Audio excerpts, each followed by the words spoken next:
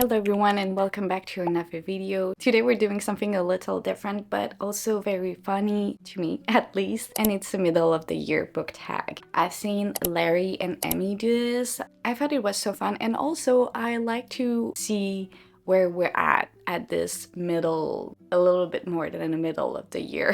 Ish. I took a mix of questions from Larry's video and then Emmy's. None of it is from me. How many books did I read this year? Where is my Fable? So I read 44 books this year. I'll pull up the question and let's start answering. First question is best book you read so far in 2025. This is not going to come as a surprise. I have my two favorite book of the year. These are not in order, so let's do this. But my two favorite read of this year are these two. This is the sequel. Well, this is not the sequel. This is actually a prequel, but it's written after the original trilogy with Katniss and Peeta. I grew up with the Hunger Games. This is the first series that has given me the biggest slump. I was staring at the wall like this for like weeks after reading it. Every time I reread this trilogy, and I think I did reread it a lot, maybe 6 or 7 times, it always gave me the same feeling. And when I read the other prequel, which is of Snakes and Songbirds or something like this, Ballad of Songbirds and Snakes. Yeah, I liked it, but I was not obsessed by it. And I was like, this is fine because I read this series when I was a teenager.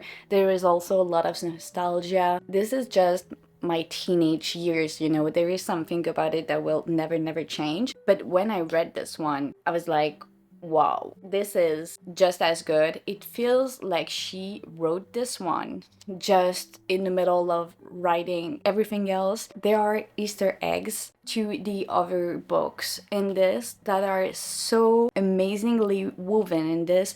This is a heartbreaking story. This follows Image Games. Image is Katniss and Peeta's sponsor in the original trilogy. We know a bit of what happens to him in the original trilogy, but we get really into the thick of it in this one. Knowing about it and then see it and experience it, it's very different, and it was absolutely horrifying, but at the same time I could not for the life of me put this book down. Susan Collins can do no wrong. I will always read what she writes. She did something absolutely wonderful with this one, and absolutely horrifying too, because I sobbed at the end of this one. And then there is, of course, Onyx Storms. I don't know what I'm gonna do with myself when this series finishes. For now, I've been absolutely obsessed with every book of this series. I already reread them several times. Not this one, but I'm gonna reread it just before the next one comes. I read Fourth Wing, I think 3 times,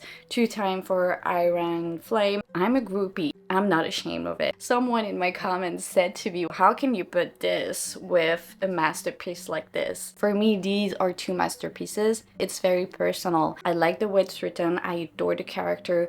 I adore the story. I adore the dragons. And it's okay if you don't like it as well. But personally, this is my Roman Empire. I love this series and I will never back down from it. I have a lot of books that I could have fitted in this category because I have a lot of 5 stars books that I'm obsessed with, but these two, nothing can come above it. It's almost impossible to find another 5 stars read that I could put before. It's not almost impossible, it's just impossible. There is also Heavenly Bodies that could have fitted in this, Dire Bonds, and Servant of the Earth. But then I also have amazing romances. I read Say You Swear this year. Absolutely adored this one. Say You Remember Me by Amy Jimenez. One Called the Summer by Carly Fortune. Adored this book. Caught Up by Liston 40. These are my favorite romances of the year so far. I will never put a contemporary romance above a fantasy romance just because I don't know why it hits so much different when there are harder topics in it and darker themes. I love a contemporary romance. It's really going to inhabit me as a fantasy romance could. I don't know if that make any sense right now. Let's keep going and go on to the second question. Worst book you've read so far in 2025? I have 3 books for this category. First of all, I have Deep End by Ali Hazelwood. Listen, I know this one is very popular and I'm very happy if you like it.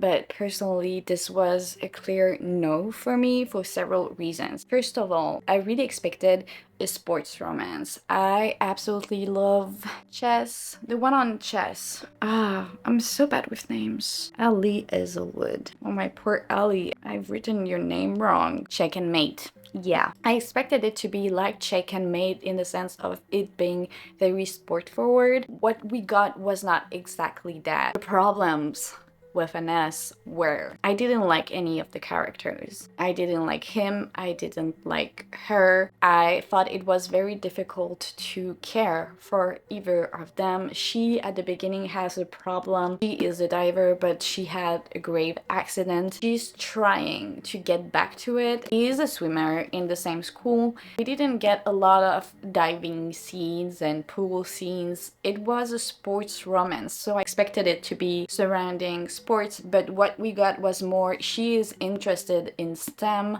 like almost all of Ellie's feminine characters. I disliked that. I wanted something different. They meet Olive and Carson, I think, from The Love Hypothesis. It's not that I don't like those characters, it's just that when she was back in the lab, and he is in the lab as well, and they have a romance in the lab, I was like, please, I want this scene in a pool. Make it in a pool. I don't want to have more STEM. At some point, when you eat too much the same stuff, you don't want to eat it anymore, you know? And that's what I feel with Ellie's books. I want to read something that is different from the STEM, because as much as I like a STEM romance from time to time, I don't want to read just that. Other thing that I didn't like, oh yeah, oh my gosh, at the beginning of the book she has a friend in her diving team that breaks up with her boyfriend because he likes kinky stuff. And so our main female character, what's her name, Scarlett, gives her advice because she's like, I'm kinky too. If you want advices on how to be kinky with your boyfriend, I can give them to you. So then they go at a party together when the couple has broken up. The friend in question drinks too much and then says, oh, I have an idea. You can be kinky together since you like the same stuff. This was so cringy. This was so unrealistic. This was not even funny. And that friend in question was present during the whole book, and she was very important to the main male character. She was always there, taking space. I think I was cringe from the very beginning. There was not a lot of humor that you find usually in Ellie's books. The story was not very interesting. When it got to the spicy moments, I did not care at all. She also goes see a therapist. The way she went to see this therapist, but then he's the one who's saving her, I don't like that approach as well. So there were several things that bothered me with this book, and it bothered me so much that I DNF'd it. I had the 70%, okay? I still read most of this book, but it got me in a big slump. This is when I know I really hate a book, is that I try, but then it gets me so much in a slump that even when I DNF it, I'm like, ugh. Then there was Cheat Sheet. This one I remember less. At the beginning, the cringy was kind of cute, and then it turned out really, really not cute. It's two best friends that have been both secretly very in love with each other. I don't even remember exactly what I don't like about it. I think the execution was way too cringy for me. I didn't like also the only have spicy moments when you're married dialogue that we have in this. And then the last one that I really didn't like, Darling Venom by S. Partington. First of all, I know that a lot of people adore this book. Okay, that's fine. I'm happy for you if that's the case. I personally, the more I think about it, the more I dislike this book. So this one deals with very heavy subjects. I personally didn't think this book hit the way it was supposed to. I disliked very heavily both of the characters. I didn't see at all why these two people were meant to be with each other. They were so different, and most of the book they spend it being angry at each other, having fights, or just having spicy scenes. And the spicy scenes were not succeed to me. It was a whole bundle, but at the end I was not satisfied. I think the first chapters or so I was really into it. I really thought this book was gonna be a 5 stars, and at some point it started to get really bad and it went down and it never got up after that. Next question. Best sequel you've read so far in 2025? It has to be Caught Up by Listom 40. I absolutely adored this one. I didn't expect it to be as emotional as it was, but it was absolutely the perfect story for me. This one is single dad nanny, but she's also a kick-ass chef.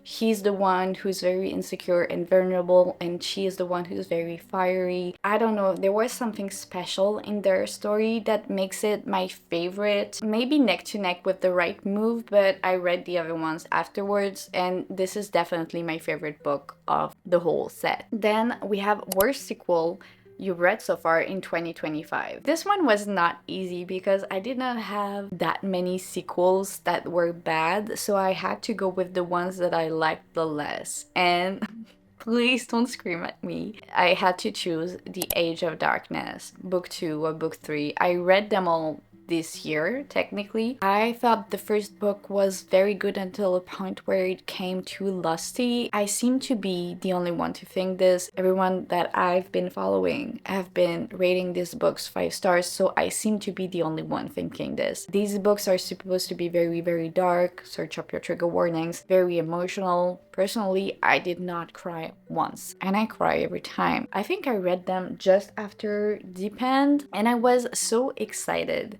to finish this, to read the Edge of Darkness series because I've heard so much about it. And then when I got into it, I was like, I'm supposed to love it. So I read the 3 of them and it got me slumpy. For that reason, it has to be the worst sequel that I read this year. A new release you haven't read yet but want to. There are several with this. There is The Night and the Moth. I have the Fairy Loot edition, so I have to read this one. Problematic Summer Romance by Ali Hazelwood. Even if I didn't like Deep End, I still love this author and I will still give it a try. I think some books are gonna be a miss for me and that's totally fine. But this one seems to be very different and I'm very interested in that. Also Rebel Witch, the second Crimson Moth, the last Emily Henry. I started it but then I was not in the mood, so I stopped it. I have to pick it back up. Most anticipated release for the second half of the year. We have Fallen Star by Imani Eriyu and also Princess of Blood. These are all sequels to books that I read really recently and I all given them 5 stars. There are also 5 stars predictions. Then we have biggest surprise of the year. First of all, we have The Torment Duet. I read these just after I read Onyx Storm and I really thought that it was gonna be slumpy as hell, and I would have been if I did not read this. It was fascinating. It was a hard and dark story. Please search up your trigger warnings. This is about a girl that is being groomed by her stepbrother, and not in a ooh stepbrother way, but really like a way. There was something about it. I couldn't put it down. I went into it not expecting anything and I was absolutely blown away. I still think about the story and these characters almost every day. So yeah, this was a big surprise. Then we also have Say You Swear. I was so shocked and so surprised, pleasantly surprised by the way it turned out, because you think it's gonna be just a giggly, fun contemporary romance, and there is absolutely nothing bad with that. But I personally love when there is emotional in my romances or something a little bit deeper, and that's what this book brought. So this was a big surprise too. And lastly, I just read Dark Birch Academy by Krista Graves, and I absolutely ate this book up. It was so fast-paced. I love the setup. This is infiltration, spies meet witchy, morally black FMC and MMC. It was fun. The banter was so cool. I think the thing that did it for me with this one is I did not read the blurb at all. I went into it just knowing that it was Dark Academia with witches. So I went into it and I really thought that a certain trope from the very beginning was going to be the main trope, you know? And then it went in another direction that I really appreciated. It was surprising. I had so much fun. I read this book in less than 2 days. It's not a big book, so really such a fun time. I really loved it. Next question. Very new author debut or new to you? I have several for this. I read Quicksilver only this year for the first time. I know, very late to the party. I adore the way she writes. She did a great job. I absolutely love this book.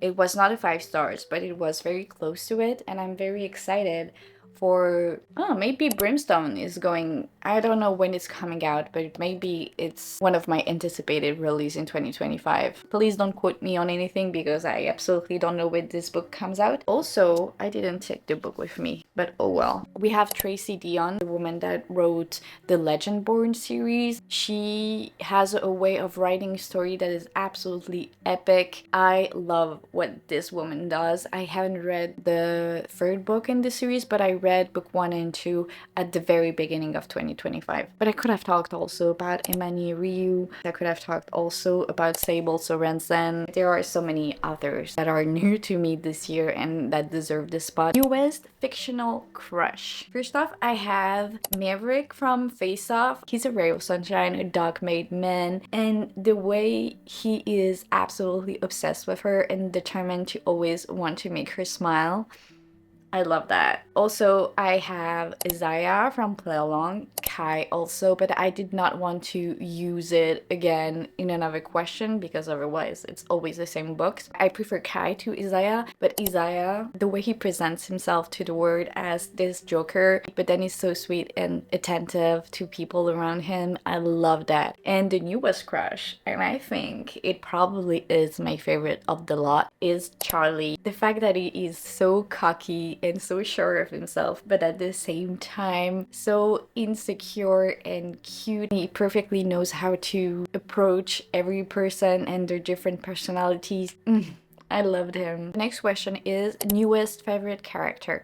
And for this one, what are you doing? I decided to choose a woman because we don't talk about them enough. My answer has to be Kenna from Servant of the Earth. I just loved her character. She was so cunning, so brave. There is not a single moment where I was angry with her choices, which is often the case, you know, in fantasy romance, when you have to have this arc when the character is growing and changing, you know. I really loved her from the beginning, and I love how she changes but also stays true to herself. I'm so excited to see what's gonna happen to her and how she's gonna change even more in the second book. This is definitely an anticipated release of mine. A book that made you cry. For this one, I have several. I feel like I've talked so much about them already. So we have, first of all, the Torment Duet, especially the book number 2. Oh my gosh, the ending. Perfect for this story, but I sobbed for a week afterwards. And then there is another one that was even worse in terms of tears, and it is A Thousand Boys' Kisses by Tilly Cole. I don't regret reading it, obviously, because it was an amazing read, but I think I didn't expect the purging cry that came with it. I cried from beginning to end. There was something in the pages. I was unwell, physically unwell when I read it. It's one of these books you read once and it's so strong that you can't help but giving it 5 stars, but also you never want to read the book or touch the book ever again, you know what I mean? And then I have to talk also about Caught Up by Liston 40. I was shocked how much the third out breakup made me cry. I think it was because it was so natural and so well done. I think it's definitely the reason why it's my favorite book. It made me so emotional, it made me cry. It's not something very difficult to do. My boyfriend showed me a meme, I'm gonna put it on the screen, recently, and it's me. I'm crying all the time. Another book that made me cry is Powerful. I talked about it already several times. It's a novella, but yeah. And I think this is probably my favorite book in the whole trilogy. A book that made you happy. I would choose Play Along because Isaiah is so funny. I was giggling the whole way through when I was reading this book. And also One Golden Summer. Yeah, this book made me happy. Most beautiful books you've bought so far this year or received. So I have my favorite books, The Night and the Moth, that I have to read. At some point, I'm probably gonna do a reading vlog, reading my favorite books. Oh, I didn't show you the spread ages. How could I? Yeah, I know, it's gorgeous. The Floating Words. With this one from V.E. Schwab. And Hair of Storms. So 2 of them are adult romanticies and 2 are YA.